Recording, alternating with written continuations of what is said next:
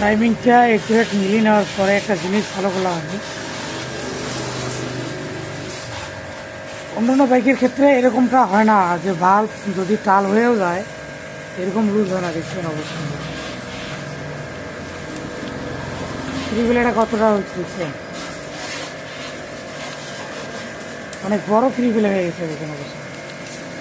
দুইটা আপনার ইনটেকের যে অবস্থা আউটলেটের সেম একই অবস্থানটা, দেখছেন ভাল্বের অবস্থানটা। তাহলে এরকম অবস্থা হলে আপনার বাইকের কম্প্রেসার একদম হারিয়ে দেবে, বাইক স্টার্ট পসিবল হবে না।